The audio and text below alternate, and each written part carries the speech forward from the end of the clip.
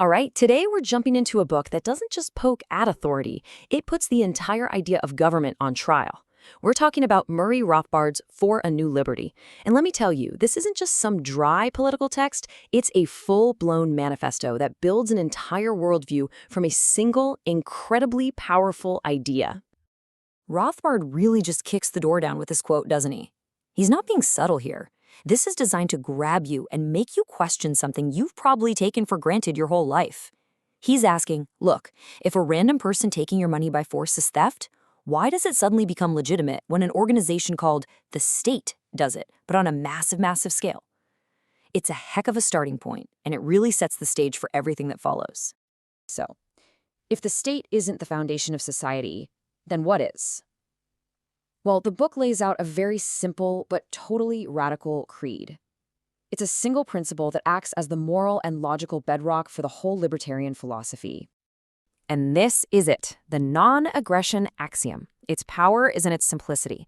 Don't hurt people and don't take their stuff. Pretty straightforward, right? But here's the radical part, the part that changes everything. Rothbard says this rule applies universally. It's not just a rule for you and me, it's a rule for everybody and every group, including, and this is the most important part, the government. This one idea is the launch pad for every other argument in the book. You see, once you apply that non-aggression rule to absolutely everyone, with no exceptions, it leads you directly to the book's most controversial claim. Because if no one is allowed to start a fight or take things by force, what does that mean for the one institution that seems to be built on doing exactly that? So the book defines the state, and it's probably not the definition you learned in school. It's not a benevolent protector or a simple service provider. No, it's defined as an organization that is fundamentally different from every other one in society. Think about it. A grocery store gets your money because you voluntarily choose to buy an apple. A software company gets your money because you want their app. The state, however, gets its income by coercion, by taxation. It's that unique legal monopoly on force that sets it apart from everything else. To really hammer this home, Rothbard uses an idea from the sociologist Franz Oppenheimer. He said there are really only two ways to get wealth in this world. There's the economic means, that's making things and trading with people voluntarily. It's a win-win, it creates new wealth. And then there's the political means, that's just taking what other people have made, through force. The core argument of the book is that the state, by its very nature, is the organization of the political means. So you have to wonder, if the state is fundamentally coercive, how does it hold on to power? There are way more of us than there are of them, right?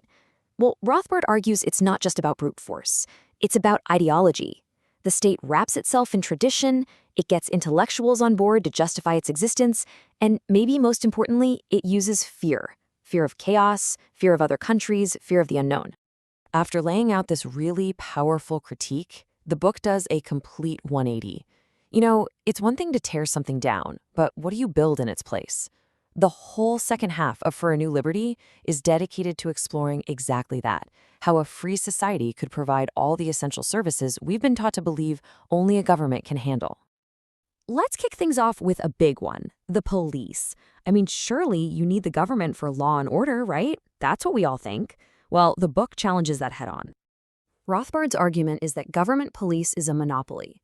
And just like any other monopoly, it's got problems. It's inefficient, its funding is based on politics, not on what people actually need. And because you can't just fire them and take your business to another police force, you, the citizen, are often treated more like a nuisance than a paying customer. So, what's the alternative? A free market for protection services. Just imagine it. Different security firms all competing for your business. Maybe you just want a basic neighborhood patrol, or maybe you want a high-tech personal security detail. You could choose. The key here is competition. The firms that do a good job get rewarded with profits. The ones that do a lousy job, they go out of business. The whole system is driven by what customers want, not by politicians. Okay, maybe you can wrap your head around private police. But what about disputes? I mean, how in the world would you get justice without a government court system? This is probably the #1 question libertarians get asked. The book lays out this really fascinating model of competing private courts and arbitrators. So let's say we have a dispute. You'd pick your arbitrator, I'd pick mine. If they couldn't agree, the case would go to a third appeals arbitrator. A decision by any two of them would be considered binding. But wait, how do you enforce it? Well, not necessarily with force. The real power would come from reputation. Think about it. Refusing to honor a judgment could get you blacklisted, tanking your credit score and social standing. It's a modern version of being ostracized by the community, and that's a powerful incentive. So after tackling these huge domestic issues, the book zooms out and turns its radical lens to the global stage. The argument here is that war is the ultimate, deadliest expression of state power, and if you want to achieve lasting peace, you need a fundamentally different approach to the world. This is where Rothbard flips a common idea on its head. He says that what people often call isolationism is actually true internationalism.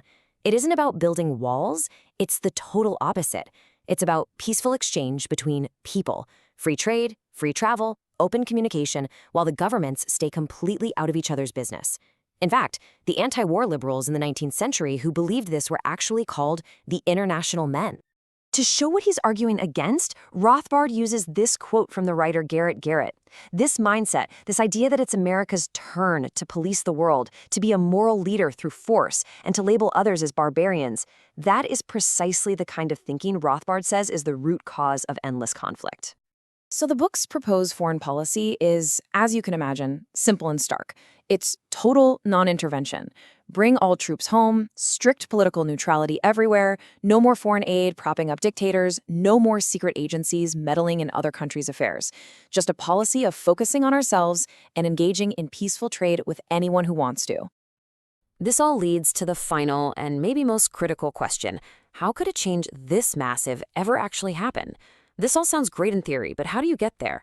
Rothbard doesn't just leave us with a utopian vision. He actually lays out a strategy. First things first, the book completely rejects the idea of gradual slow change, and it uses a really powerful analogy, the abolitionist movement against slavery. Did the abolitionists call for gradually phasing out slavery? No. They demanded its immediate end, right now, because it was a profound injustice. As the abolitionist William Lloyd Garrison said, gradualism in theory is perpetuity in practice. So if not slowly, then how? Rothbard argues that radical change really only becomes possible during a crisis situation. See, when the status quo is stable and things are going okay, most people aren't looking for wild new ideas.